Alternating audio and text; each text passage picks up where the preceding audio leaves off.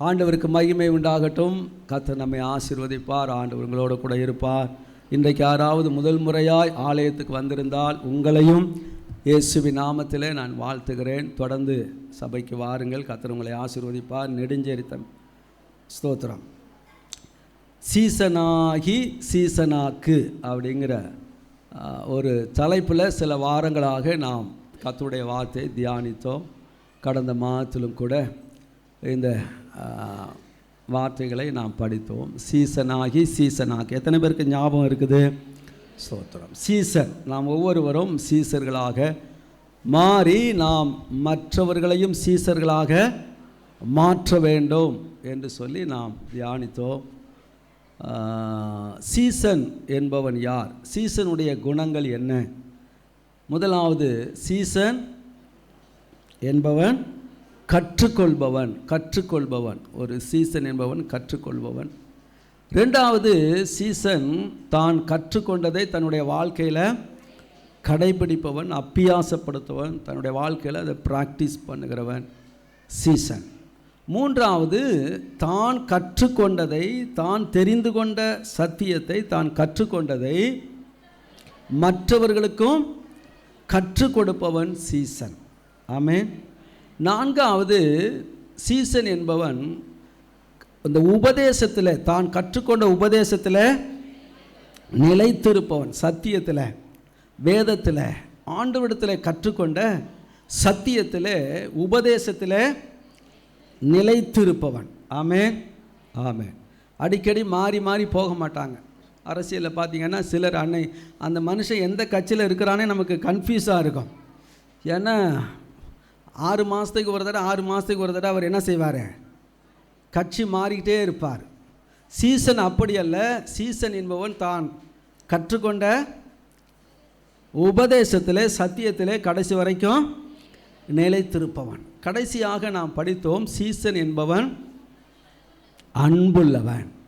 யோவான் 13ஆம் அதிகாரம் 35வது வசனத்தை நான் வாசித்தோம். நீங்கள் ஒருவரில் ஒருவர் அன்புள்ளவர்களாக இருந்தால், ஆமென், நீங்கள் ஒருவரில் ஒருவர் அன்புள்ளவர்களாக இருந்தால் அதனாலே நீங்கள், ஆமாம், நீங்கள் என்னுடைய சீசர்கள் என்று எல்லாரும் அறிந்து கொள்வார்கள். அல்லேலூயா, ஆமென். இந்த அன்பை குறித்து கடைசியாக 1 கொரிந்தியர் 13ஆம் அதிகாரத்திலிருந்து நாம் படித்தோம். கடந்த 3 அந்த செய்திகளும் நம்முடைய ஐபிஎச் சர்ச் குடவாசலுங்கிற யூடியூப்பில் அந்த 3 செய்தி இருக்குதோ. கடந்த நாட்களில் ஒருவேளை அதை கேட்காதவர்கள் நீங்கள் இதை யூடியூப்பில் நீங்கள் கேளுங்க. தேவனுக்கு ஸ்தோத்திரம். எனவே அன்பாக இருந்தால் அதனாலே நீங்கள் என்னுடைய சீசர்கள். அப்போ சீசனுடைய குணம் அன்பு. இந்த அன்பை குறித்து அப்போஸ்தலனாகிய பவுல் ஒரு அதிகாரம் 1 கொரிந்தியர் 13ஆம் அதிகாரத்தில் 4ஆம் வசனத்திலிருந்து 7ஆம் வசனம் வரைக்கும் நாம் படித்தோம். அதை நீங்கள் எடுத்துக்கொள்ளுங்கள். 1 கொரிந்தியர் 13ஆம் அதிகாரம் 4 முதல் 7 வசனம் வாசிங்க. அன்பு நீடிய சாந்தமும் தயவும் உள்ளது. அன்புக்கு பொறாமை இல்லை. மைக் இருக்குதா? மைக்கில் வாசி. அன்பு நீடிய சாந்தமும் தயவும் உள்ளது. அன்புக்கு பொறாமை இல்லை. அன்பு தன்னை புகழாது, இருமாப்பா இராது, அயோக்கியமானதை செய்யாது, தற்பொழிவை நாடாது, சினமடையாது, தீங்கு நினையாது, அநியாயத்தில் சந்தோஷப்படாமல் சத்தியத்தில் சந்தோஷப்படும், சகலத்தையும் தாங்கும், சகலத்தையும் விசுவாசிக்கும், சகலத்தையும் நம்பும், சகலத்தையும் சகிக்கும். 7வது வசனத்தை நம்ம எல்லாரும் மீண்டும் வாசிப்போம். சகலத்தையும் தாங்கும், சகலத்தையும் விசுவாசிக்கும், சகலத்தையும் நம்பும், சகலத்தையும் சகிக்கும். மீண்டும் ஒரு தடவை வாசிப்போம். அன்பு சகலத்தையும் தாங்கும், சகலத்தையும் விசுவாசிக்கும், சகலத்தையும் நம்பும், சகலத்தையும் சகிக்கும். கடைசியாக நான் வாசித்தோம். அன்பு சகலத்தையும் தாங்கும், சகிக்கும். நாம் உறவுகளிலே, சமுதாயத்தில், நம்முடைய குடும்பத்தில் நாம் ஒருவரை ஒருவர் எப்படி சகித்து விட்டு கொடுத்து நம்முடைய அன்பை வெளிப்படுத்த வேண்டும் என்று படித்தோம். அதே போல் கிறிஸ்துவுக்காக, கிறிஸ்துவின் நாமத்தின் நிமித்தம் நாம் எவ்விதமாக சகிக்க வேண்டும் என்பதை குறித்தும் அநேக மிஷினரிகள் தங்களுடைய வாழ்க்கை ஆண்டவருக்காக அர்ப்பணித்து நம்முடைய தேசத்தில் வந்து கர்த்தருக்காக எவ்வளவோ பாடுகளை அவர்கள் சகித்தார்கள், கர்த்தருக்காக தாங்கினார்கள் என்பதை குறித்தெல்லாம் நாம் படித்தோம். இன்றைக்கு அதே 7ஆம் வசனத்தில் இந்த அன்பை குறித்து, அன்பு சகலத்தையும் விசுவாசிக்கும், நம்பும் என்று பார்க்கிறோம். விசுவாசம், ஆமென். அன்பு எல்லாவற்றையும் என்ன செய்யும்? விசுவாசிக்கும், விசுவாசிக்கும், ஆமென், நம்பும். அப்போ விசுவாசம் என்று சொன்னால் என்ன? எபிரேயர் 11:1 வாசிக்கிறோம், விசுவாசமானது நம்பப்படுகிறவைகளின் உறுதியும் காணப்படாதவைகளின் நிச்சயமாயிருக்கிறது. ஆமென். விசுவாசங்கிறது நம்பப்படுகிறவர்களின் உறுதி. எதை நாம் நம்புகிறோமோ அதை பெற்றுக்கொள்கிற வரைக்கும் அதிலே உறுதியாக இருப்பதற்கு தான் விசுவாசம் என்று பெயர். எதை நாம் நம்புகிறோமோ, ஒருவேளை நம்முடைய கண்களால் அதை காணாவிட்டாலும், எதை நாம் நம்புகிறோமோ அதை பெற்றுக்கொள்கிற வரைக்கும் நாம் உறுதியாக இருப்பதற்கு தான் என்ன பெயர்? விசுவாசம். இந்த எபிரேயர் 11:1 இன்னும் ஒரு மொழிபெயர்ப்பில், நாம் நம்புகிறவற்றின் மீது கொண்டுள்ள உறுதிதான் விசுவாசம். நாம் நம்புகிறவர்களின் மீது கொண்டுள்ள உறுதிதான் விசுவாசம். நாம் கண்ணால் பார்க்காவிட்டாலும் கூட உண்மையான ஒன்றை நம்புவதுதான் விசுவாசம். ஆமென். அருமையான கர்த்தருடைய பிள்ளைகளே, இன்றைக்கு இந்த உலகத்தில் எல்லாமே விசுவாசத்தினால் தான் இயங்கி கொண்டிருக்கிறது, நம்பிக்கையினால் தான் இயங்கி கொண்டிருக்கிறது. ஆமென். விதை விதைக்கிறோம், விதை ஒரு நம்பிக்கை தான். இது என்னத்தை விதைச்சி, இது என்னத்தை விளைஞ்சி, என்னத்தை நம்ம அறுவடை செய்ய போகிறோம் அப்படின்னு நினச்சா யாரும் என்ன செய்ய முடியாது? விதைக்க முடியாது. நான் சொல்கிறது புரியுதா? எல்லாமே விசுவாசம்தான். படிக்கிறோம், பரீட்சை எழுதுகிறோம், எல்லாம் விசுவாசம்தான். நம்ம என்னத்தை படித்து என்னத்தை நம்ம பாஸ் பண்ண போகிறோம், என்னத்தை நமக்கு வேலை கிடைக்க போகுது, இப்படியெல்லாம் நாம் அவிசுவாசப்பட்டால் நாம் எதையுமே செய்ய முடியாது. ஒரு இடத்த வாங்குகிறோம், ஒரு வீடு கட்ட முடியாமல் முயற்சிக்கிறோம். மனசில் இந்த வீடு கட்டி முடிகிற வரைக்கும் நான் உயிரோடு இருப்பேனா, இருக்க மாட்டேனா, இந்த வீட்டில் நான் குடியிருப்பேனா, இப்படியெல்லாம் நினச்சா சொல்லுங்கள். பிள்ளைக்கு கல்யாணம் பண்ணுறாங்க, பெண்ணு பார்க்குறாங்க, மாப்பிள்ளை பார்க்குறாங்க, இது கடைசி வரைக்கும் நிற்குமா, குடும்பம் நடத்துமா, பாதியில் போயிடுமா, இதையெல்லாம் நம்ம என்ன செய்கிறதில்ல. எல்லாமே விசுவாசம்தான். இப்போ கும்பகோணம் போகிறீங்க, கொடவாசல் பஸ் ஸ்டாண்டு போனோன்னா அங்கே பஸ்ஸு நிற்குது. அந்த பஸ்ஸில் கும்பகோணம்னு எழுதியிருக்குது, ஆனால் பஸ்ஸு எங்கே தான் நிற்குது? கொடவாசல் நிற்குது. நீங்கள் கும்பகோணம் போகணும், உடனே போனோன்னு பஸ்ஸை சுற்றி 4 டயரையும் தட்டி பார்த்துட்டு, டயர்லாம் சரியாக இருக்குதா, அப்படி யாராவது இருக்கீங்களா? உடனே உள்ளே போனோன்னு டிரைவர்கிட்ட, சார் பிரேக்கெல்லாம் நல்லா பிடிக்குதா, இன்ஜின் கண்டிஷனாக இருக்கா, டீசல்லாம் போட்டிருக்கீங்களா, வண்டி போய் சேருமா, வழியில் ஏதாவது, எப்பா இவனை இறக்கி கொடு கீழே. கண்டக்டரை கூப்பிட்டு காலையில் ஒரு லூஸு வந்து நம்மளை என்ன பண்ணுது, அவனே பதட்டத்தில் பல பிரச்சனையோடு வந்திருக்கிறான், அவனை போய் பஸ்ஸு போகுமா, போய் சேருமா, பாதி. அருமையான தேவனுடைய பிள்ளைகளே, இப்போ எல்லாமே விசுவாசத்தின் அடிப்படைக்கு ஆராதனைக்கு வந்திருக்கிறோம். வீட்டில் இருக்கும்போது நம்ம போகிறோம், ஏதாவது வழியில் ஏதாவது ஆயிடுச்சுன்னா என்ன பண்ணுறது, போய் சேர முடியுமா, திரும்ப வர முடியுமா, இதையெல்லாம் நினச்சிட்டு இருந்தால் நம்முடைய வாழ்க்கையில் நான் எதையுமே செய்ய முடியாது. இந்த உலகம் எல்லாமே விசுவாசத்தின் அடிப்படையில் தான் இயங்கிக் கொண்டு இருக்கிறது. அதிலும் கிறிஸ்தவர்களாகிய நமக்கு இந்த விசுவாசம் இன்னும் அதிகமாய் தேவைப்படுகிறது. கிறிஸ்தவ வாழ்க்கை என்பதே ஒரு விசுவாச வாழ்க்கை. கிறிஸ்தவ வாழ்க்கை என்பதே சொல்லுங்க, கிறிஸ்தவ வாழ்க்கை என்பது ஒரு விசுவாச வாழ்க்கை. நாம் தேவனை நம்முடைய கண்ணால் பார்க்கவில்லை, இயேசுவை கண்ணால் பார்க்கவில்லை, விசுவாசிக்கிறோம். 2000 ஆண்டுகளுக்கு முன்பு நம்ம இருந்தோமா? இயேசு சிலுவையில் அறையப்பட்டதை நம்ம பார்த்தோமா? பார்க்கவில்லை. நான் விசுவாசிக்கிறோம், பரிசுத்த ஆவியை விசுவாசிக்கிறோம். சபைகளில் இன்னும் சில சபைகள்லாம் அந்த விசுவாச பிரமாணம் சொல்லுவாங்க. ரோமன் கத்தோலிக்க சபையெல்லாம் அந்த விசுவாச பிரமாணம் சொல்லுவாங்க. ஞாபகம் இருக்குதா? விசுவாச பிரமாணம். ஆங்கிலிக்கன், லுத்தரன் சபையில், சில பெண்டிகாஸ்ட் சர்ச்சிலெல்லாம் கூட விசுவாச பிரமாணம் சொல்லுவாங்க. கேள்விப்பட்டீங்களா இல்லையா? சொல்லியிருக்கீங்களா? நீங்கள் ஆர்சி சபையில் இருக்கும்போது சொல்லியிருக்கீங்களா? சொன்னது இல்லையா? விசுவாச பிரமாணம். அந்த விசுவாச பிரமாணம் ஏன் அந்த விசுவாச பிரமாணத்தை உண்டாக்குனாங்க? உண்டாக்கி சபையில் ஒவ்வொரு வாரமும் ஒவ்வொரு ஆராதனையிலும் அந்த விசுவாச பிரமாணத்தை என்ன செய்யணும்? சொல்லணும். அந்த விசுவாச பிரமாணம் நான் வாசிக்கிறேன் பாருங்கள்.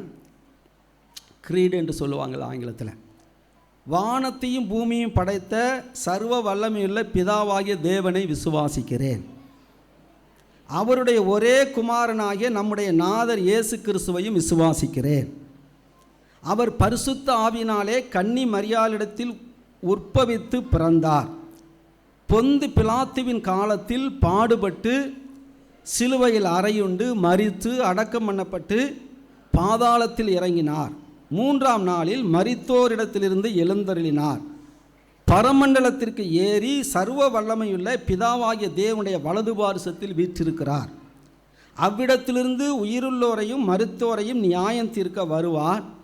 பரிசுத்த ஆவியையும் விசுவாசிக்கிறேன். பொதுவாக இருக்கிற பரிசுத்த சபையையும் பரிசுத்தவான்களுடைய ஐக்கியமும் பாவ மன்னிப்பும் சரீர உயிர்த்தெழுதலும் நித்திய ஜீவனும் உண்டென்று விசுவாசிக்கிறேன். ஆமென். ஆமென். இதுவரைக்கும் சொல்லாதவங்க நீ சொல்லுங்களேன். வானத்தையும் பூமியும் படைத்த சர்வ வல்லமையுள்ள பிதாவாகிய தேவனை விசுவாசிக்கிறேன். அவருடைய ஒரே குமாரனாகிய நம்முடைய நாதர் இயேசு கிறிஸ்துவையும் விசுவாசிக்கிறேன். அவர் பரிசுத்த ஆவியினாலே கன்னி மரியாளிடத்தில் உற்பவித்து பிறந்தார். பொந்து பிலாத்துவின் காலத்தில் பாடுபட்டு சிலுவையில் அறையுண்டு மரித்து அடக்கம் பண்ணப்பட்டு பாதாளத்தில் இறங்கினார். 3ஆம் நாளில் மரித்தோரிடத்திலிருந்து எழுந்தருளினார். பரமண்டலத்திற்கு ஏறி சர்வ வல்லமையுள்ள பிதாவாகிய தேவனுடைய வலது பாரிசத்தில் வீற்றிருக்கிறார். அவ்விடத்திலிருந்து உயிருள்ளோரையும் மரித்தோரையும் நியாயம் தீர்க்க வருவார். பரிசுத்த ஆவியை விசுவாசிக்கிறேன். பொதுவாக இருக்கிற பரிசுத்த சபையையும் பரிசுத்தவான்களுடைய ஐக்கியமும் பாவ மன்னிப்பும் சரீர உயிர்த்தெழுதலும் நித்திய ஜீவனும் உண்டென்று விசுவாசிக்கிறேன். ஆமென். ஆமென். இதுக்கப்புறம் இன்னொரு விசுவாச பிரமாணம், அது நிசியா அல்லது நெசையா விசுவாச பிரமாணம்னு சொல்லுவாங்க. அது கிபி 381 அது எட்டப்பட்டது. அது இன்னும் கொஞ்சம் அதிகமாக இருக்கும், இது கொஞ்சம் ஷார்ட்டாக இருக்குது. அப்போ எதுக்கு இந்த விசுவாச பிரமாணத்தை அப்போஸ்தலர்கள் உருவாக்குனாங்க, சபை பிதாக்கள் உருவாக்குனாங்கன்னா, அந்த நாட்களில் திடீரென்று சிலர் எழும்பி இயேசு கிறிஸ்து தேவனுடைய குமாரன் அல்ல, அவர் தேவனால் படைக்கப்பட்டவர், அவருக்கு தெய்வீக அப்படிப்பட்ட வல்லமை எதுவும் இல்லை, அவரும் ஒரு சாதாரண மனிதன், அவர் முதற் பேரானவர், அப்படியெல்லாம் சொல்லி சில குழப்பத்தை உண்டாக்குனபடினாலும், சிலர் இயேசு சிலுவையில் அறையப்படவில்லை என்று சொன்னதினாலும் தான் இந்த விசுவாச பிரமாணத்தை உண்டாக்கி அங்கே பார்க்குறோம். பொந்து பிலாத்துவின் காலத்தில், பொந்து பிலாத்து சரித்திரம், ரோம சாம்ராஜ்யத்தினுடைய அவன் ஒரு அரசன், அவன் காலத்தில் தான் இயேசுவை அவன் தான் சிலுவைக்கு ஒப்பு கொடுத்தான். இதெல்லாம் சரித்திரம். எனவே தான் அதையெல்லாம் சேர்த்து இந்த விசுவாச பிரமாணம். எனவே கர்த்தருடைய பிள்ளைகளே, கிறிஸ்தவ வாழ்க்கை என்பது விசுவாசத்தின் அடிப்படையில். ஆமென். ஆண்டவர் அவரை நாம் விசுவாசிக்க வேண்டும் என்று ஆண்டவர் உற்சாகப்படுத்தினார். மட்டுமல்ல, ஆண்டவர் நாம் இந்த விசுவாசத்தினால்தான் எல்லாவற்றையும் பெற்றுக்கொள்ள முடியும் என்று வேதம் சொல்லுகிறது. ஆமென். விசுவாசத்தினால்தான் நாம் எல்லாவற்றையும் தேவனிடத்திலிருந்து பெற்றுக்கொள்ள முடியும். நாம் கர்த்தரை விசுவாசிக்கும் போது அந்த விசுவாசத்தின் மூலமாக நாம் தேவனிடத்தில் பெற்றுக்கொள்கிறோம். எபிரேயர் 11:6 வாசிக்கிறோம், விசுவாசம் இல்லாமல் தேவனுக்கு பிரியமாக இருப்பது கூடாத காரியம். ஏனென்றால் சேருகிறவன் அவர் உண்டென்றும் தம்மை தேடுகிறவர்களுக்கு பலன் அளிக்கிறவர் என்றும் விசுவாசிக்க வேண்டும். ஆமென். ஆண்டவர் இயேசு கிறிஸ்து கூட இந்த விசுவாசத்தை கனம் பண்ணினார். ஆண்டவர் சொன்னார், விசுவாசிக்கிறவனுக்கு எல்லாம் கூடும், நீ விசுவாசித்தால் தேவனுடைய மகிமையை காண்பாய். ஆண்டவரிடத்திலே அற்புதத்தை பெற்றுக்கொண்ட ஒவ்வொருடைய வாழ்க்கையிலும் பார்க்கிறோம். ஒரு வசனம் மத்தேயு 8:10 வசனத்தை வாசித்தால், மத்தேயு 8:10 ஆண்டவர் அந்த 100க்கு அதிபதியை பார்த்து இவ்விதமாக சொன்னார். இயேசு இதை கேட்டு ஆச்சரியப்பட்டு தமக்கு பின் செல்கிறவர்களை நோக்கி, இஸ்ரவேலருக்குள்ளும் நான் இப்படிப்பட்ட விசுவாசத்தை காணவில்லை என்று மெய்யாகவே உங்களுக்கு சொல்லுகிறேன். ஆமென், ஆமென்.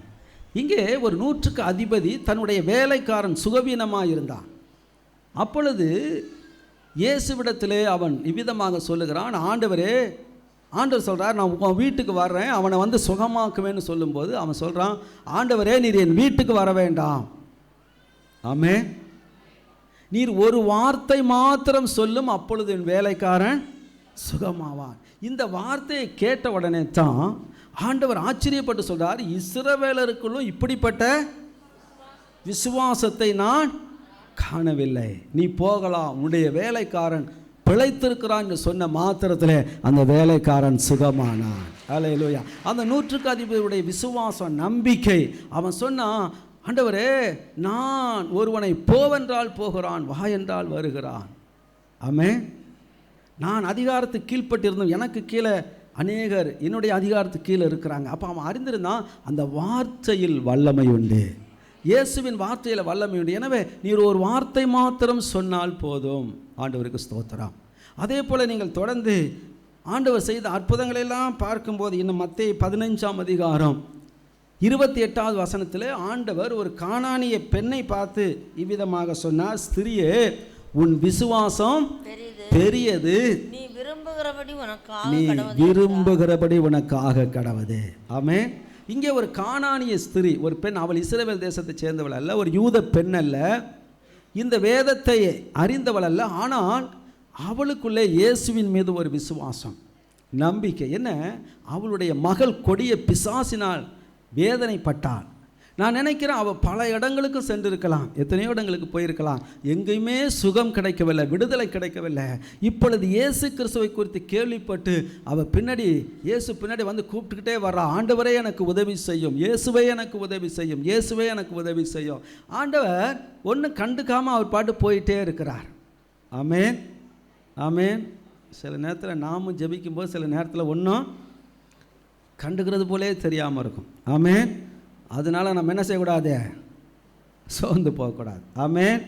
சில நேரத்தில் நாம் ஜெபிக்கும்போது உடனே ஒரு பதில் வராமல் இருக்கலாம், சோர்ந்து போயிடக்கூடாது. இந்த பெண்ணை பாருங்கள், இவன் பின்னாடி கூப்பிட்டுக்கிட்டே போகிறான், ஆண்டவர் ஒன்றும் காதலே வாங்கிக்கலாம், அவர் பாட்டு போயிட்டே இருக்கிறார். ஸ்தோத்திரம். அப்போ சீசர்கள்லாம் வந்து சொல்கிறாங்க, ஆண்டவரே இவ பின்னாடி கத்திக்கிட்டே வர்றா, இது எங்களுக்கு ரொம்ப கஷ்டமாக இருக்குது. ஆமென். சீசர்கள் சில நேரத்தில் நல்லவங்களாம் கூட இருந்திருக்காங்க பாருங்கள். ஆமென்.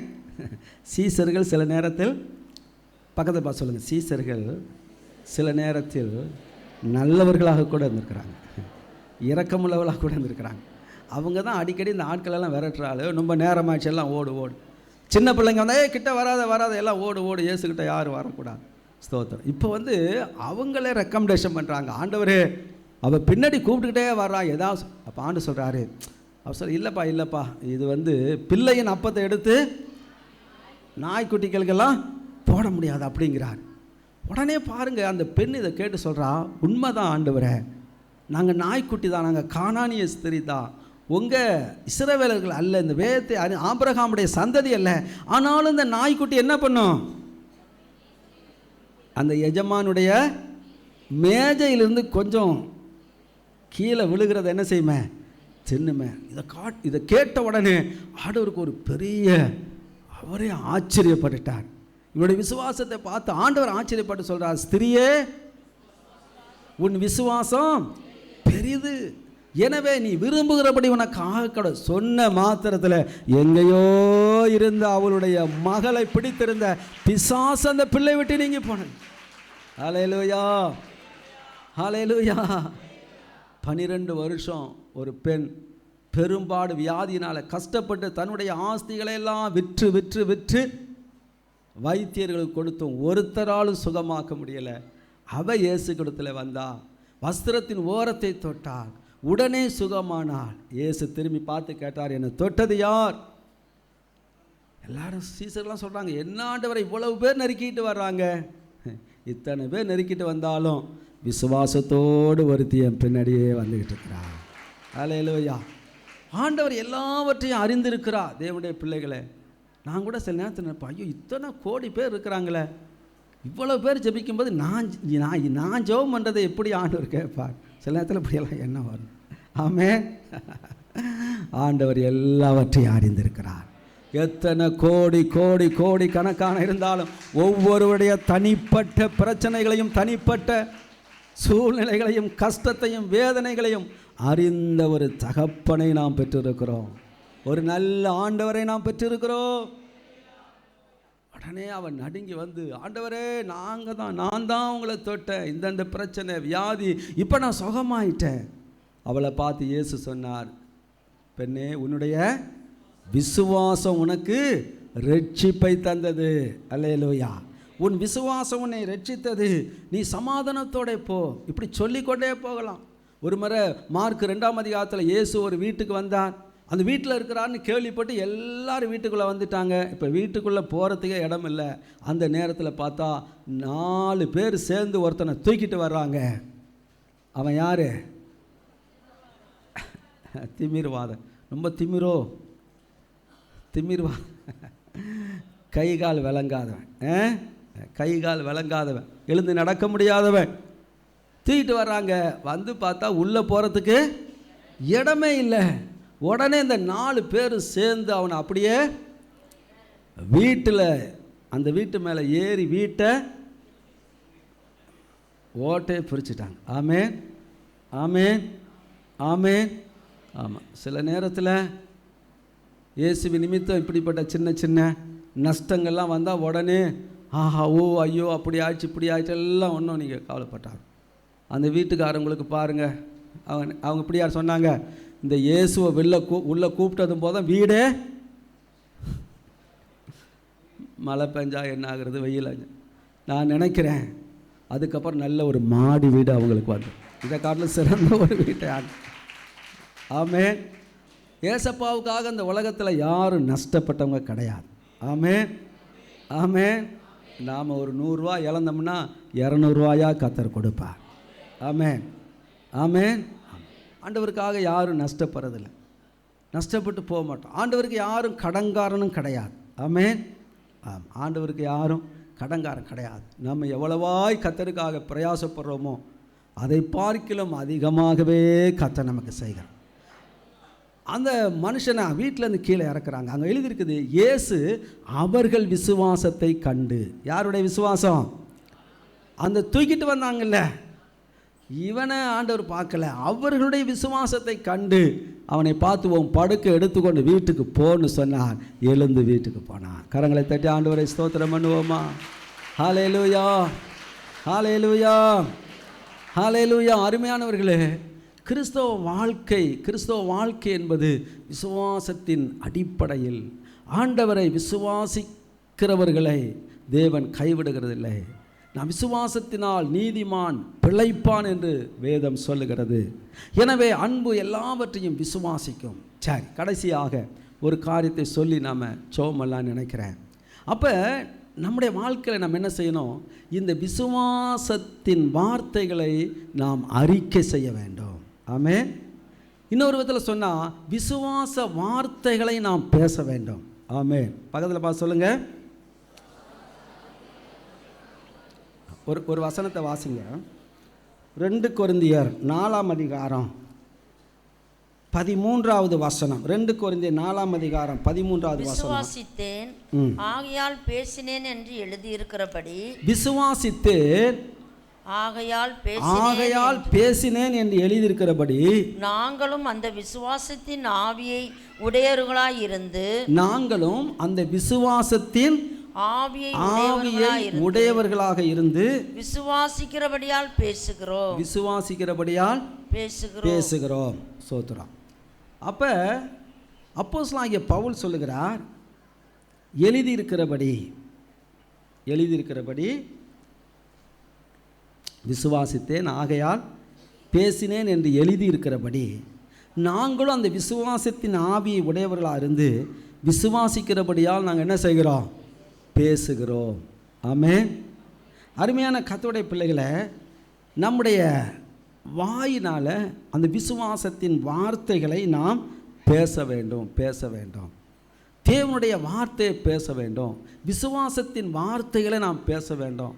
நம்முடைய வாயினால் அவிசுவாசமான வார்த்தைகளை அல்லது தேவன் பிரியமற்ற வார்த்தைகளை நாம் பேசி தோல்வியான வார்த்தைகளை அல்லது நம்முடைய வாழ்க்கையில் மீண்டும் மீண்டும் நம்மை கஷ்டப்படுத்துகிற வேதனைப்படுத்துகிற வார்த்தைகளை நாம் பேசாமல் நாம் விசுவாசத்தின் வார்த்தைகளை நாம் பேச வேண்டும். பவுல் சொல்லுகிறார், நான் விசுவாசித்திருக்கிறவ இன்னார் என்று அறிந்திருக்கிறேன். என் தேவன் யார் என்று எனக்கு தெரியும். எனவே நான் பேசுகிறேன். நான் என்ன வார்த்தைகளை பேசுகிறேன்? விசுவாச வார்த்தைகளை பேசுகிறேன். அல்லேலூயா. நீங்கள் இந்த வாயினால் பேசுகிற ஒவ்வொரு வார்த்தையிலும் வல்லமை உண்டு. வார்த்தைக்கு என்ன உண்டு? வல்லமை உண்டு. பக்கத்தில் பார்த்து சொல்லுங்க, உன்னுடைய வார்த்தைக்கு வல்லமை உண்டு. இன்னொரு தடவை சொல்லுங்க. அப்போ இந்த நம்ம எதை பேசுகிறோமோ அதுதான் நம்முடைய வாழ்க்கையில் நடக்க போகுது. பார்த்து சொல்லுங்க. நீங்கள் எதை பேசுகிறீங்களோ அதுதான் உங்களுக்கு நடக்கும். சொல்லுங்க.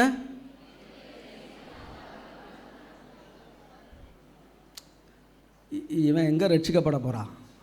இவன் ஒரு நாளும் ரட்சிக்கப்பட மாட்டான். இவன் ஒரு நாளும் திருந்த மாட்டான். என்ன தான் நடக்கும்? ஆமாம், என் குடும்பம் என்னத்தை நல்லா இருக்க போகுது? நாங்கள் எங்கே நல்லா இருக்க போகிறோம்? இதுதான், இவ்வளோ தான், எல்லாம் முடிஞ்சு போச்சு, இனி வழியே இல்லை. ஸ்தோத்திரம். அமெரிக்காவில் ஒருவர் 50 ஏக்கர் அவர் பருத்தி விவசாயம். அவர் எழுதுகிறாரு, இந்த சத்தியத்தை அறிகிற வரைக்கும் ஒவ்வொரு வருஷமும் நஷ்டம். ஏன்னா அவர் சொல்லுவாராம், பருத்தி போட்ட பிறகு சொல்லுவாராம், இந்த வருஷம் அதிக மழை பெய்ய போகுது, என்னத்தை நமக்கு லாபம் கிடைக்கும். அதே போல் மழை பெஞ்சு அதுக்கு அடுத்த வருஷம் சொல்லுவாராம், இந்த வருஷம் எங்கே தண்ணி நிறையா இருக்க போகிறதில்ல, காய போகுது, தண்ணி இல்லாமல் என்ன செய்ய போகுது. அதே போல் அந்த வருஷம் இன்னும் ஒரு வருஷம் சொல்லுவாராம், எல்லாம் நல்லா தான் இருக்குது, கடைசி நேரத்தில் பூச்சி வந்து அடித்து எல்லாம் நஷ்டமாகும். அதே போல் அதுக்கப்புறம் இந்த சத்தியத்தை அவர் அறிந்த பிறகு தான் அவர் சொல்கிறாரு, அதுக்கப்புறம் தான் அந்த அவிசுவாசமான வார்த்தையை நான் என்ன செய்யலை, என் வாயில் நான் பேசலை, வார்த்தைக்கு வல்லமை உண்டு என்பதை நான் அறிந்து கொண்டேன். அல்லேலூயா. எனவே கர்த்தருடைய பிள்ளைகளே, நம்முடைய வாயிலிருந்து அவிசுவாசமான வார்த்தைகளை, தோல்வியான வார்த்தைகளை, சாபமான வார்த்தைகளை, நஷ்டமான வார்த்தைகளை, கஷ்டமான வார்த்தைகளை, இதையெல்லாம் நம்ம ஒருபோதும் பேசக்கூடாது. நம்ம என்ன வார்த்தைகளை பேசணும்? ஆமென். ஒருவேளை பல தேவைகள் இருக்கலாம், ஒருவேளை சூழ்நிலை குறைவாக இருக்கலாம், குறைவு, கஷ்டம். என்ன சொல்லணும்? சங்கீதம் 23:1 எழுதியிருக்குது, கர்த்தர் என் மேய்ப்பராய் இருக்கிறார், நான் தாழ்ச்சி அடையேன். ஆமென். இன்னொரு மொழிபெயர்ப்பில், கர்த்தர் என் மேய்ப்பராய் இருக்கிறார், எனக்கு குறைவு ஒன்றும் இல்லை. எனக்கு குறைவு ஒன்றும் இல்லை. சொல்லுங்க. ஏன் குறைவு இல்லை? கர்த்தர் என் மேய்ப்பராய் இருக்கிறார். கையை தட்டி ஆண்டவரை ஸ்தோத்திரம் பண்ணுவார். கர்த்தர் என் மேய்ப்பராய் இருக்கிறார், எனக்கு குறைவு ஒன்றும் இல்லை. ஒருவேளை சூழ்நிலையில் சில குறைவுகள் இருக்கலாம், சில பொருளாதார கஷ்டங்கள் இருக்கலாம், தேவைகள் இருக்கலாம். அதையே பார்த்து கஷ்டம் கஷ்டம், குறைவு, தரித்திரம். ஆமென். சிலர் பார்த்தீங்கன்னா எப்போ பார்த்தாலும் எப்படி நல்லா இருக்கியா, ஏதோ இருக்கிறேன், என்ன ஒன்றுமே இல்லையா, என்கிட்ட ஒன்றுமே இல்லையா, ஒன்றுமே இல்லையா, ஒன்றுமே இல்லை. இந்த வார்த்தையை தேவனுடைய பிள்ளைகள் ஒருபோதும் வாயினால் சொல்லக்கூடாது. ஆமென். என்கிட்ட ஒன்றுமே இல்லை, ஒன்றுமே. இந்த வார்த்தை, அந்த வார்த்தை தான் நமக்கு பலனை கொண்டு வரும். எனவே குறைவுகள் இருந்தால் கூட நாம் சொல்லணும், விசுவாசத்தோடு சொல்லணும், கர்த்தர் என் மேய்ப்பராய் இருக்கிறார், எனக்கு குறைவு ஒன்றும் இல்லை, எனக்கு குறைவு ஒன்றும் இல்லை. அல்லேலூயா. சூழ்நிலைகளை பார்த்து அதையே நாம் பேசிக்கொண்டு இருக்கக்கூடாது. சூழ்நிலையை பார்த்து அதையே நாம் பேசிக்கொண்டு இருக்கிறார். நம்முடைய பாசு பீட்டர் பிரகாஷ் ஐயா சொல்லுவார். அவர் சொல்லுவார், உண்மையை பேசாதப்பா, சத்தியத்தை பேசு, உண்மையை பேசாத. ஒரு சிலர்லாம் பார்த்தா ரொம்ப சந்தோஷமாக இருக்கிறாங்க. பாஸ்டே சொல்லிட்டாரு, இது வரைக்கும் சொல்லிக்கிட்டு இருந்தார், உண்மையை பேசு, தேவன் உண்மையுள்ளவர், எனவே பொய் பேசுகிற வாயு, பொய் பேசுகிறவருடைய வாயு அடைக்கப்படும் எழுதியிருக்குது, பொய் உதடுகள் கர்த்தருக்கு அருவருப்பானதெல்லாம் எழுதிருக்குன்னு பேசினார். அப்போல்லாம் கூட கஷ்டமாக தான் இருந்துச்சு. ஆனால் இன்றைக்கி பேசுகிற வார்த்தை தான் ரொம்ப நல்லா இருக்குது. அது என்ன அர்த்தம்னா, உண்மையை நீ பேசாத, சத்தியத்தை பேசினா உண்மை. உதாரணத்துக்கு உண்மை, இப்போ நான் சிக்காக இருக்கிறேன், வியாதியாக இருக்கிறேன், அதுதான் உண்மை. ஆனால் சத்தியம் என்ன சொல்லுது? 1 பேதுரு 2ஆம் அதிகாரம் 21ஆம் வசனத்தில் எழுதியிருக்குது, நாம் பாவங்களுக்கு செத்து நீதிக்கு பிழைத்திருக்கும்படிக்கு அவர் தாமே தமது சரீரத்தில் நம்முடைய பாவங்களை சிலுவையில் சுமந்தார், அவருடைய தழும்புகளால் குணமானீர்கள். சத்தியம் சொல்லுது, அவருடைய தழும்புகளால் குணமானீர்கள். இப்போ நான் என்ன சொல்லணும்? இயேசுவின் தழும்புகளால் நான் சுகமானேன். சொல்லுங்க, இயேசுவின் தழும்புகளால் நான் சுகமானேன், இயேசுவின் தழும்புகளால் நான் சுகமானேன். ஒரு சகோதரி டிபி வியாதி, எலும்பும் தோலுமா, நடக்கவே முடியாமல் தென்காலில் பால் ஆங்கிச்சோ அவங்க இடத்துல கொண்டு வந்தாங்க. அந்த பெண்ணை பார்த்து அவர் சொன்னார், ஒரு புதிய ஏற்பாடை கொடுத்தார். 1 பேதுரு 2:21 காட்டினார். அங்கே எழுதியிருக்குமா? 1 பேதுரு 2:24 சாரி. அப்போ அங்கே எழுதியிருக்குமா, அவருடைய தழும்புகளால், இயேசுவின் தழும்புகளால் சுகமானம்னு எழுதியிருக்குது. உனக்காக இயேசு உன்னுடைய பலவீனங்கள், உன்னுடைய நோய்களை எல்லாம், உன்னுடைய பாவத்தை எல்லாம் சிலுவையில் சுமந்துட்டார். இயேசு உன்னை நேசிக்கிறார். நீ சொல்லு, இந்த வார்த்தையை நம்பு, இயேசுவின் தழும்புகளால் நான் சுகமானேன், இயேசுவின் தழும்புகளால் நான் சுகமானேன், நீ சொல்லுன்னு சொல்லி அந்த பைபிளை கொடுத்தார். 6 மாதம் கழித்து அந்த பெண் அவரை சந்திக்கும் போது அவன் கேட்குறா, ஐயா எனக்கு அடையாளம் தெரியுதா, எனக்கு அடையாளம் தெரியுதா 6 மாதத்து முடியும், இப்போ அடையாளமே தெரியல, இப்போ நல்ல சுகத்தோடு அந்த பெண் வந்தா. 6 மாதமாக அவள் சொல்லிக்கிட்டே இருந்தா, இயேசுவின் தழும்புகளால் நான் சுகமானேன். ஆமென், ஆமென். இயேசு கிறிஸ்து நேற்றும் இன்றும் என்றும் மாறாதவராக இருக்கிறார். இன்றைக்கும் ஆண்டவர் நம்முடைய வாழ்க்கையிலே அற்புதங்களை செய்கிறவராக இருக்கிறார். ஸ்தோத்திரம். இயேசுவின் தழும்புகளால் நான் சுகமானேன். அப்போ சத்தியம் சொல்லுகிறது, இயேசுவின் தழும்புகளாக நீ சுகமாயிட்ட. ஆனால் உண்மை என்ன? இப்போ நான் வியாதியாக இருக்கிறேன், அதை நம்ம பேசக்கூடாது. நான் சுகவீனமாக இருக்கிறேன், வியாதியாக இருக்கிறேன், எனக்கு அப்படி இருக்குது, இப்படி இருக்குது, டெஸ்ட்டில் அப்படி சொல்லியிருக்கிறாங்க, அப்படி சொல்லியிருக்கிறாங்க, அதையெல்லாம் நீ பேசாதப்பா. என்னத்தை பேசு? இயேசுவின் தழும்புகளாக நான் சுகமானேன், நான் சுகமா. நல்ல கையை தட்டி உற்சாகமா, நான் சுகமானேன், நான் சுகமானேன் புண்ணியரின். இன்னும் நல்ல கையை தட்டி உற்சாகமா, காயங்களாம் ஹல்லேலூயா. ஆமென். இன்னும் கொஞ்சம் நல்ல கையை தட்டி,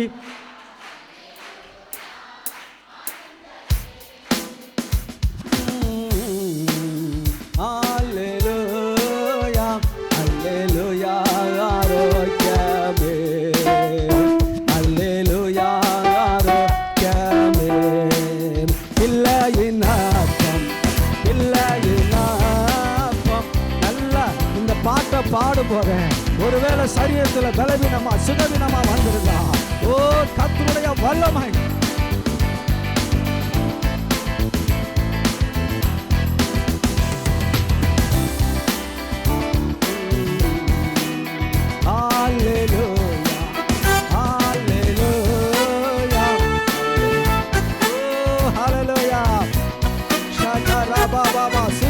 சுகம் சுகம் சுகம் சுகம்.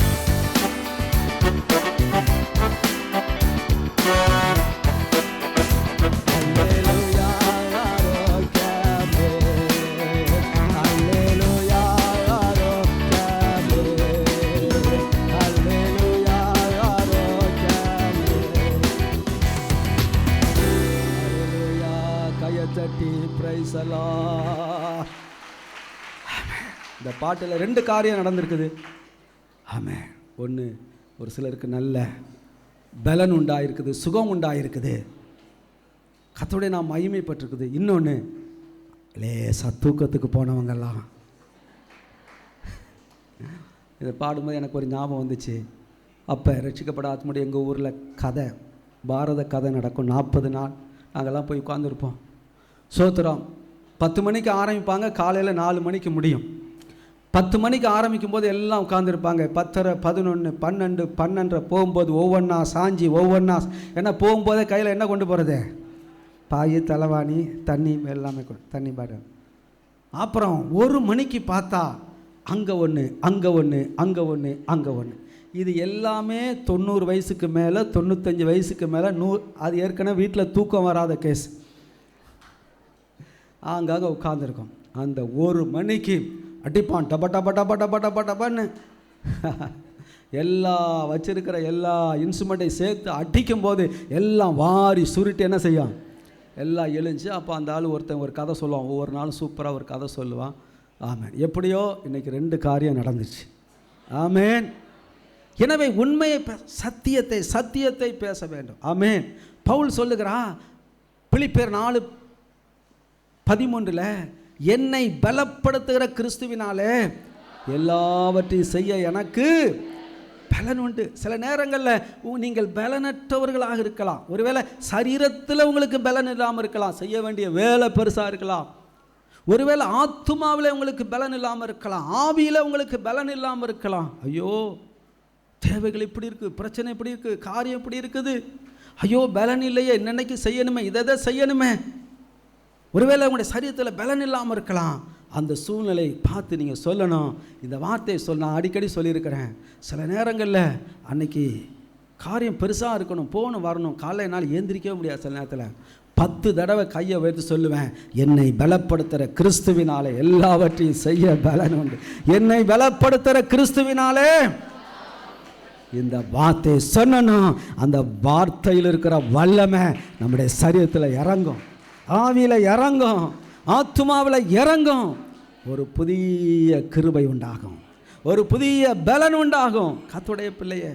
எனவே இப்படிப்பட்ட வார்த்தை அதை விட்டுட்டு ஐயோ என்னத்தை ஆக போகுது, இன்றைக்கி ஒரு காரியமும் நடக்க போகிறதில்ல, இன்றைக்கி எல்லாம் ஃபெயிலியர் தான், இன்றைக்கி எல்லாம் பிரச்சனை தான், இன்றைக்கி பிரச்சனை மேலே பிரச்சனை, ஏற்கனவே பிரச்சனை, இந்த பிரச்சனையும் சேர்த்து இனி நான் போகிறதே இல்லை, இதோட எல்லாம் முடிஞ்சு போச்சு, இன்றைக்கி வேலை போகுது, பணம் போகுது. சொல்லுங்கள் சொல்லுங்கள் சொல்லுங்கள், நீங்கள் என்னென்ன சொல்கிறீங்களோ இதை சொல்லக்கூடாது. ஆமே ஆமே, ஒன்றும் ஆமேனே வர காணுமே. ஆமே. அப்போ என்ன சொல்லணும்? என்னை பலப்படுத்துகிற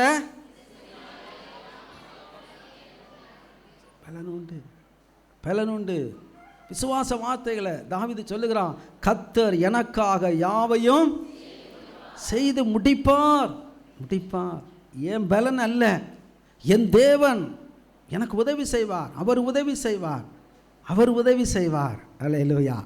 கர்த்தர் எனக்காக யாவையும் செய்து முடிப்பார். சங்கீதம் 18 தாவீது சொல்றாரு, உம்மாலே ஒரு சேனைக்குள் பாய்வேன், என் தேவனாலே ஒரு மதிலை தானே.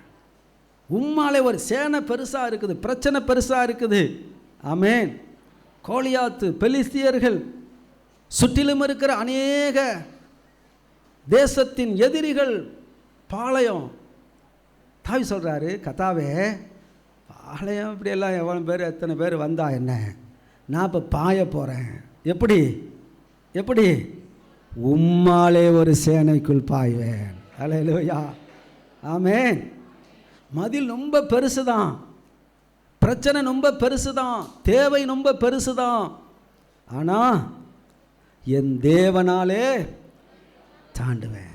சொல், என் தேவனாலே தாண்டுவேன், என் தேவனாலே தாண்டுவேன். அல்லேலூயா, அல்லேலூயா. இதற்கு பதிலாக நாம் அவிசுவாசமான வார்த்தை, இது முடியாது, இது எப்படி நம்ம தாண்டுறது, இதை எப்போ முடிக்கிறது, இதெல்லாம் படிக்க முடியுமா, இந்த பரீட்சையெல்லாம் எழுத முடியுமா, இந்த வேலையெல்லாம் நமக்கு கிடைக்குமா, இந்த இடமெல்லாம் நமக்கு கிடைக்குமா, இந்த ஊரில் நம்மளால் வாழ முடியுமா, இந்த காரியத்தை நம்மளால் செய்ய முடியுமா? அன்பான கர்த்தருடைய பிள்ளைகளே, இப்படி அவிசுவாசமான வார்த்தைகள் அல்ல. பவுல் சொல்லுகிறார், நாங்கள் அந்த விசுவாசத்தின் ஆவியை உடையவர்களாக இருந்து நாங்கள் விசுவாசிக்கிறபடியால் பேசுகிறோம். ஆமென்.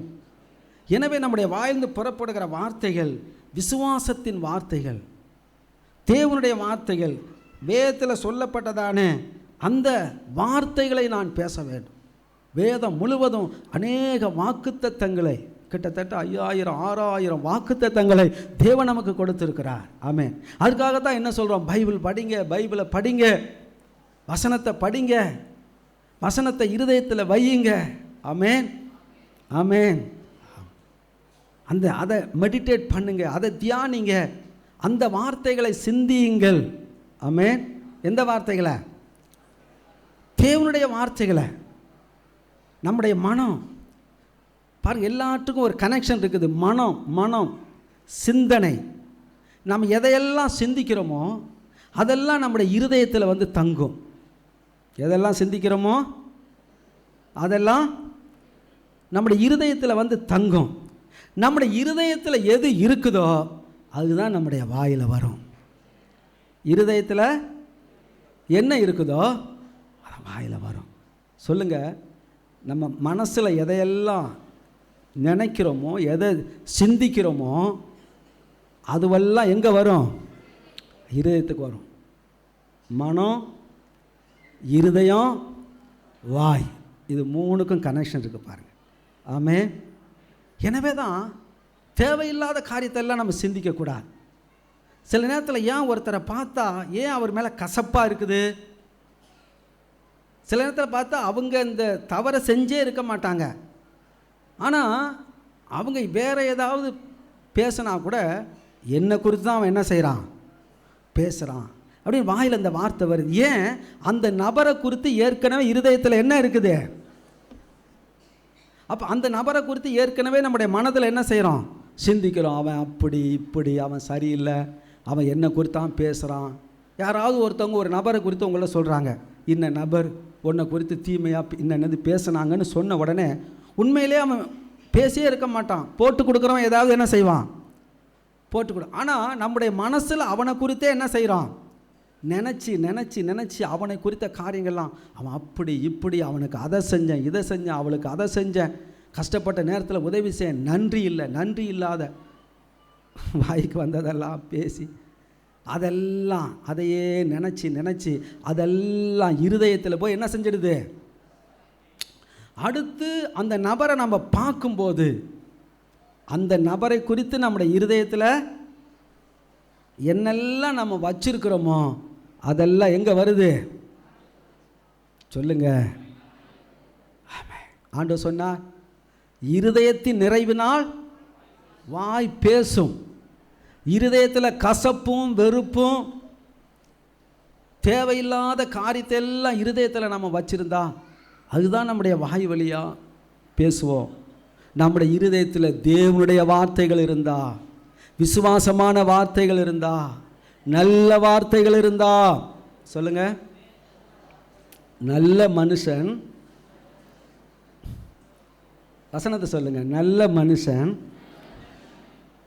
தன் இருதயமாகிய நல்ல பொக்கிஷத்திலிருந்து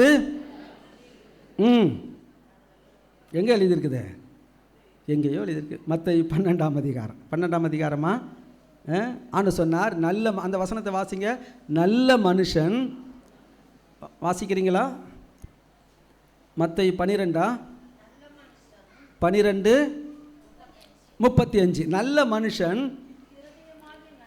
தன் இருதயமாகிய நல்ல பொக்கிஷத்திலிருந்து நல்லவைகளை எடுத்து காட்டுகிறான். அடுத்து, பொல்லாத மனுஷன் பொல்லாத பொக்கிஷத்திலிருந்து பொல்லாததை எடுத்து காட்டுகிறான். பார்த்தீங்களா? இருதயம் என்பது ஒரு பொக்கிஷம். ஆமென். இருதயங்கிறது என்னது? ஒரு பொக்கிஷம். அந்த இருதயத்தில் எதையெல்லாம் வச்சிருக்கிறோம்? நல்லதை வச்சிருக்கிறோமா? தேவனுடைய வார்த்தையை வச்சிருக்கிறோமா? அன்பை வைத்திருக்கிறோமா? உங்கள் குடும்பத்தில் இருக்கிறவர்களை குறித்த நல்ல எண்ணத்தை வச்சிருக்கிறோமா? ஆமென், ஆமென். மாமியா தன்னுடைய மருமகளை குறித்து நல்ல எண்ணம் இருதயத்தில் இருந்தால் வாயில் என்ன வரும்? மருமக மாமியை குறித்து, மருமகன் தன்னுடைய மாமனாரை குறித்து. இவ்வளவு வச்சிருக்கிறான், அநியாயக்காரன், எனக்கு ஒன்றுமே கொடுக்கல. எப்போ பார்த்தாலும் மாமனாரை திட்டிக்கிட்டே இருந்தால் இருதயம் எப்படி இருக்கும்? மாமனாரை காணும்போது, காணணும் தேவையில்லை, வீட்டில் ஏதாவது வேறு ஏதாவது ஒரு சின்ன ஒரு பிரச்சனை வந்துட்டாலும் உடனே சிலர் எங்கே தான் இழுப்பாங்க? பிரச்சனை புருஷனுக்கும் மனைவிக்கும். உடனே ஐயா சொல்லுவார், உன்னை தெரியாது, உங்கள் அப்பனை தெரியாது, உங்கள் அண்ணனை தெரியாது, அந்த பையன் இந்த பையன் அதை வச்சுருக்கான் இதை வச்சுருக்கான், எனக்கு என்னத்தை செஞ்சான் அதை செஞ்சான் இது. ஏன் இந்த வார்த்தை வாயில் வந்துச்சு? ஏன் வாயில் வந்துச்சு? உங்களை சொல்ல, நீங்களாம் பார்த்தா இப்படி முழிக்கிறத பார்த்தா உங்களை யார் சொல்லலை, யாரும் போட்டும் கொடுக்கல. உலகத்தில் நடக்கிற சம்பவம்லாம் கேட்குறோம் இல்லையா? ஏன் வாயில் அந்த வார்த்தை வருது? உன்னுடைய இருதயம் கசப்பினால் நிறைந்திருக்கிறது. அதையே சிந்திச்சு, அதை செய்யலை இதை செய்யலை அப்படி செய்யலை இப்படி செய்யலை, குறிப்பிட்ட நபரை குறித்து குறிப்பிட்ட ஆட்களை குறித்து அதையே நினச்சி ஆமென். அதனால தான் வேதம் சொல்லுகிற பிலிப்பியர் 4:8-9 நினைக்கிறேன், அங்கே பவுல் சொல்கிறார், கடைசியாக சகோதர சகோதரிகளே, உண்மையுள்ளவைகள் எவைகளோ, ஒழுக்கமுள்ளவைகள் எவைகளோ, கற்புள்ளவைகள் எவைகளோ, நீதி உள்ளவைகள் எவைகளோ, அன்புள்ளவைகள் எவைகளோ, நற்கீர்த்தி உள்ளவைகள் எவைகளோ, புண்ணியம் எதுவோ, புகழ் எதுவோ, அதையே சிந்தித்து கொண்டிருங்கள். அல்லேலூயா. அதையே சிந்தித்து கொண்டிரு. சில நேரங்களில் சில தேவையில்லாத சிந்தனைகள் நம்ம மனசில் வரலாம். சில திடீர்னு ஒரு நபரை பார்க்குறோம், ஒரு இடத்த பார்க்குறோம். இந்த உலகத்தில் தான் வாழ்கிற எல்லாருக்கும் உணர்வுகள் உணர்ச்சிகள் எல்லாவற்றோடு தான் தேவன் படைச்சிருக்கிறார். சில நேரத்தில் சில காரியங்களை நம்ம பார்க்கும்போது மனசில் சில எண்ணங்கள் வரலாம், சில தவறான எண்ணங்கள், இச்சையான எண்ணங்கள், இதெல்லாம் டக்குன்னு வரலாம். அடுத்த நிமிஷம் அதையே நம்ம நினச்சிட்டு இருக்கக்கூடாது. ஆமென். அதை விட்டு நல்ல காரியங்களை, உண்மையுள்ள காரியங்களை, தெய்வீகத்துக்கு அடுத்த காரியங்களை நாம் சிந்திக்கும்போது அந்த எண்ணங்கள் என்ன செஞ்சிடும்? ஒருத்தர் சொன்னார், நம்ம தலைக்கு மேலே பறவைகள், காக்கா பறக்கிறத என்ன செய்ய முடியாது? தடுக்க முடியுமா? நம்ம தலைக்கு மேலே போகுது. எப்பா புரியுதா நான் சொல்கிறது? நம்ம தலைக்கு மேலே என்ன பறக்குது? உங்களை பார்த்தா காக்காவே பார்க்காத ஆட்கள் போலலாம் தெரியுதுங்க. காக்கா பார்த்துறீங்களா? இல்லைனாக்கா வாங்க, இங்கே நிறைய காக்காலாம் இருக்குது, உங்களுக்கு காட்டித்தேன். இல்லைன்னா பக்கத்தில் காக்கா தோப்புன்னு ஒரு ஊரே இருக்குது. அங்கே போனீங்கன்னா கான்னு சாயங்காலம் 5:30-6 மணிக்கு போயிட்டீங்கன்னா ஒரே அங்கே இருக்கிற மரத்துல எல்லாம் அந்த பெருமங்கலம் அந்த போகிற ரோட்டில் காக்கா நிறையா. அப்போ காங்க நம்ம தலைக்கு மேலே பறக்கிறத நம்மளால் என்ன செய்ய முடியாது? எப்போதும் கையில் பெரிய என்ன வச்சுக்கணும்? அது அப்படியே போயிட்டோம். ஆனால் தலையில் கூடு கட்டுறதை நம்மளால் என்ன செய்ய முடியும்? தடுக்க முடியும். நான் சொல்கிறேன், தலைக்கு மேலே பறக்கிறத நம்மால் தடுக்க முடியாது. ஆனால் அந்த பறவை நம்முடைய தலையில் கூடு கட்டுறதை நம்ம என்ன செய்யலாம்? கூடு கட்டுறதுன்னா என்ன? அதையே தேவையில்லாத காரியங்களை எல்லாம் நினச்சி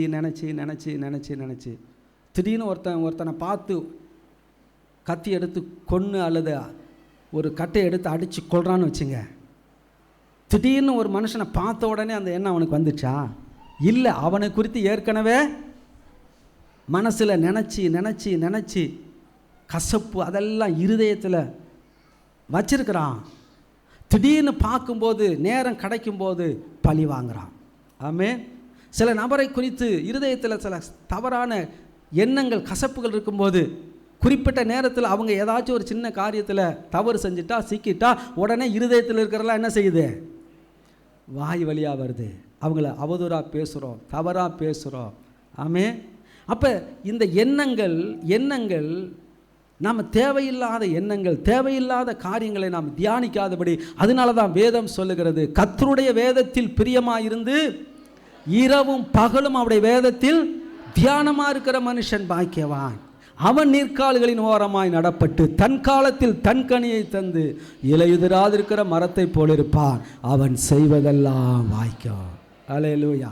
அப்போ நாம் எதை சிந்திக்க வேண்டும்?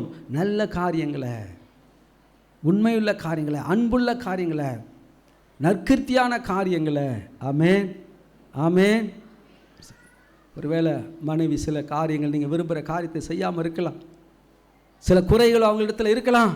அதையே நீ நினச்சி நினச்சி நினச்சி சிந்திச்சு இருதயமெல்லாம் கசப்பாயிட்டுனா உன் வாயில் அவங்க எதை செஞ்சாலும் வாயில் என்ன தான் வரும்?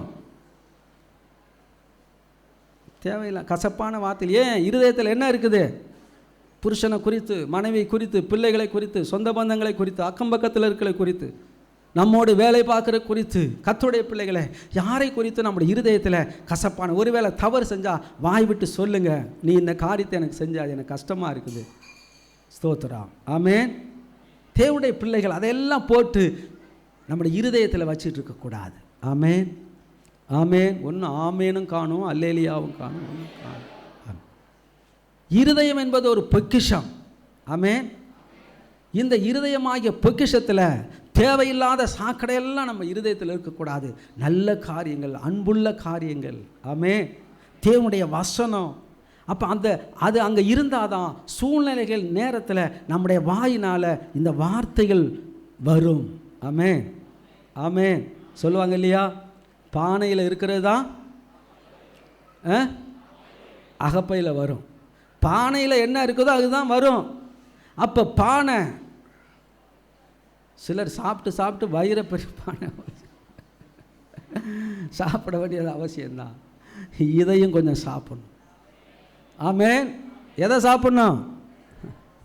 இதை சாப்பிட்டு நம்முடைய இருதயமாகிய பொக்கிஷம் அதில் தேவனுடைய வசனத்தையும் வார்த்தைகளையும் விசுவாச வார்த்தைகளை நம்முடைய இருதயத்தில் வைக்கும்போது நம்ம வாயினால் எதை பேசுகிறோமோ அதுதான் நம்முடைய வாழ்க்கையில் நடக்கும். ஆமென், ஆமென். குறைவுகளா? பல தேவைகள் இருக்கா? குறைவு இருக்குதா? சொல்லுங்க. என் தேவன் தம்முடைய ஐஸ்வரியத்தின்படி என் குறைவுகளை எல்லாம் நிறைவாக்குவார்.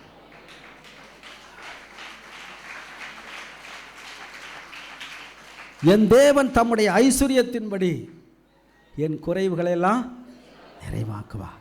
என் தேவன் யார்? அவர் ஐஸ்வரிய சம்பன்னர். ஒருவேளை நம்முடைய தேவை அது நம்ம கண்ணுக்கு பெருசாக இருக்கலாம், தேவனுடைய பார்வைக்கு அது ஒன்றும் பெருசல்ல. என் தேவன் தம்முடைய ஐஸ்வரியத்தின்படி. அல்லேலூயா. ஆமென், ஆமென், ஆமென். அவருடைய ஐஸ்வர்யம் எவ்வளோதப்பா? சொல்லி முடியாது. பூமி அது நிறைவும் கர்த்தருடையது, வெள்ளியும் பொன்னும்.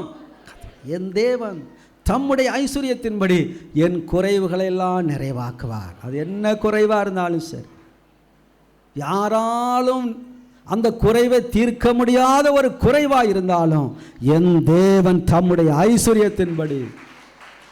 எல்லாரும் அப்படி எழுந்து நிற்போம்.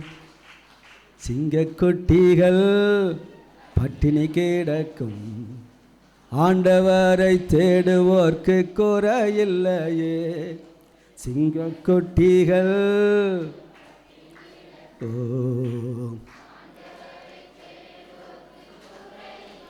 ஆமென், குறையில்லையே.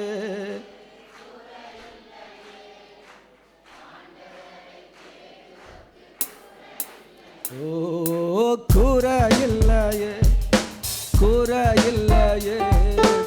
ஆண்டவரை தேடுவோர்க்கு குறையில்லையே.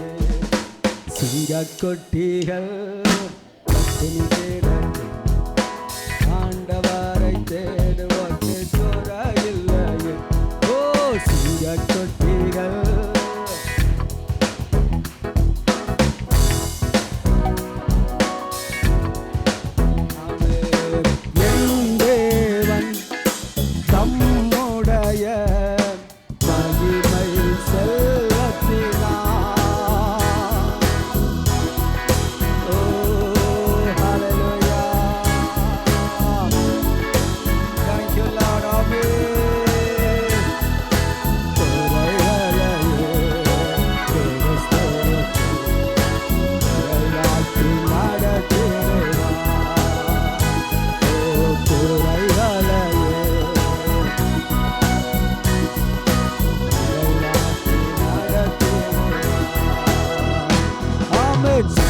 கொட்டிகள்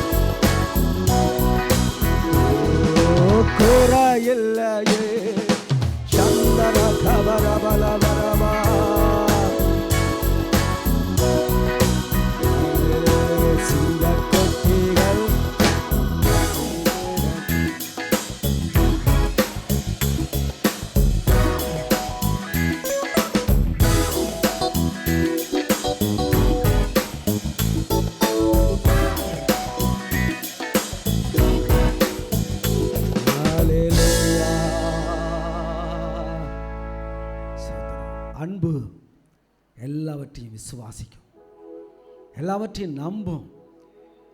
அன்பு எல்லாவற்றையும் விசுவாசிக்கும். விசுவாசம் கர்த்தருடைய பிள்ளை, இந்த உலகமே இன்றைக்கு விசுவாசத்தின் அடிப்படையில் இயங்கி கொண்டிருக்கு. கிறிஸ்தவ வாழ்க்கையில் இந்த விசுவாசம் ரொம்ப முக்கியம். விசுவாசம் இல்லாமல் தேவனுக்கு நாம் பிரியமாக இருப்பது கூடாத காரியம்.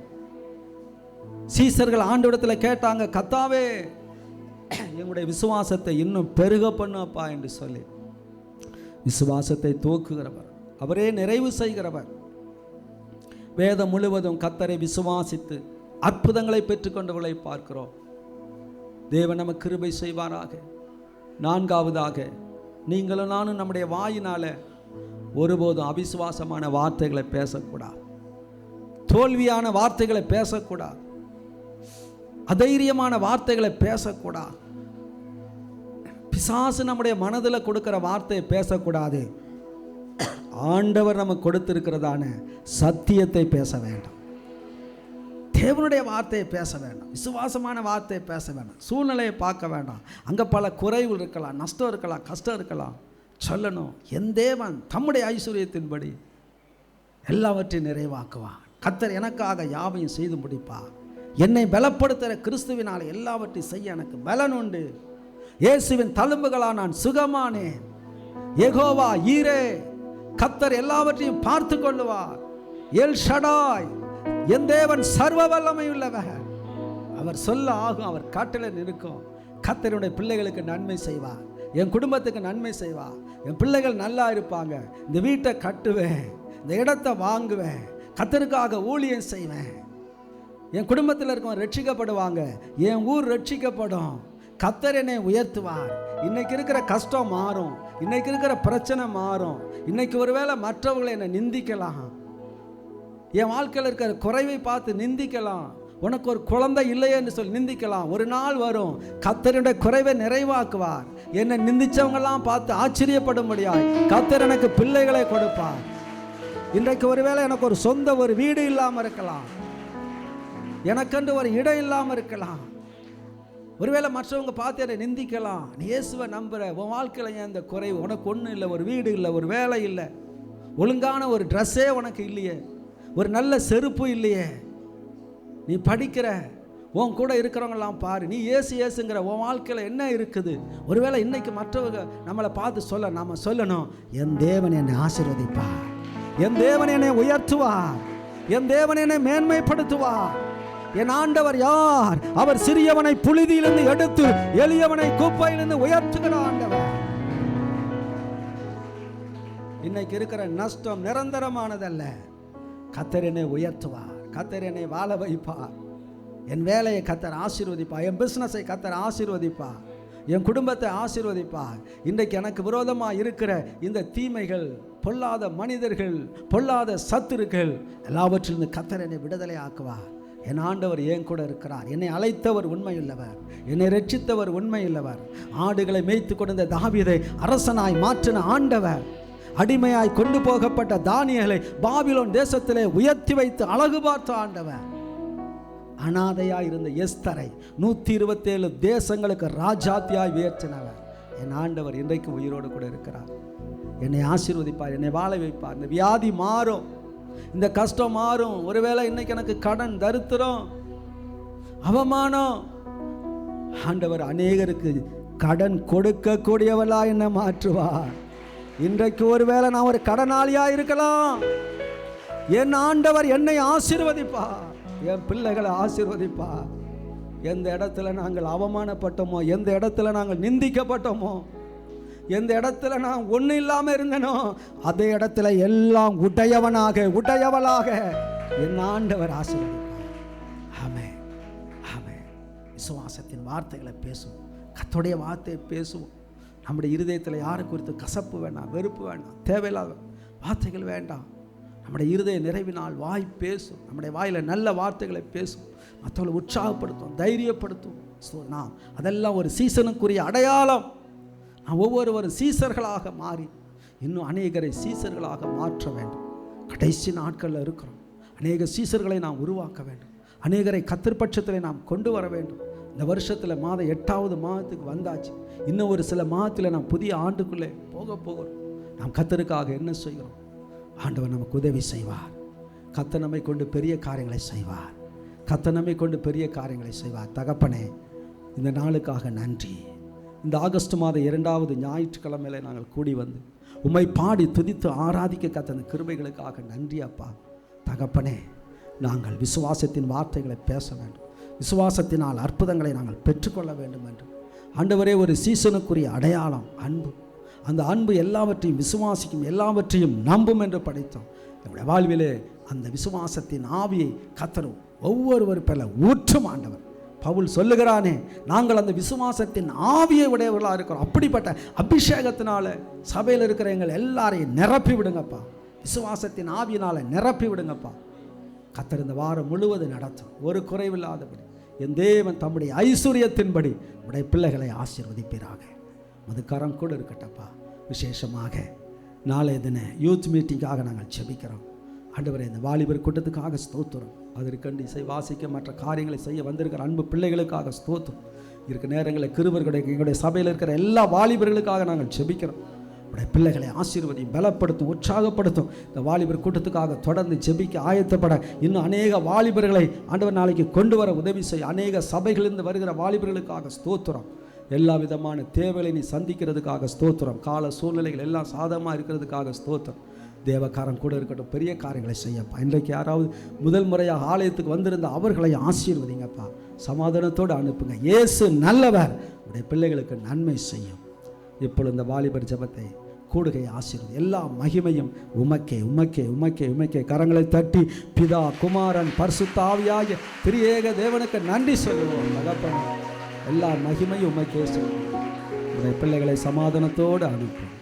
ஆண்டவரும் இரட்சகருமாய் இயேசு கிறிஸ்துவின் நாமத்தில் ஜெபிக்கிறோம் பிதாவே. என் ஆத்துமாவே கர்த்தரை ஸ்தோத்திரி, என் முழு உள்ளமையுடைய பரிசுத்த நாமத்தில். என் ஆத்துமாவே கர்த்தரை ஸ்தோத்திரி, அவர் செய்த சகல உபகாரம். கர்த்தராகிய இயேசு கிறிஸ்துவின் கிருபை, பிதாவாகிய தேவனுடைய அன்பு, பரிசுத்தாவினுடைய ஐக்கியம் நம் அனைவரோடும் இன்றும் என்றும் கர்த்தர் வரும் மட்டும் மாறாமல் இருப்பதாக. ஹல்லேலூயா, ஹல்லேலூயா, ஹல்லேலூயா.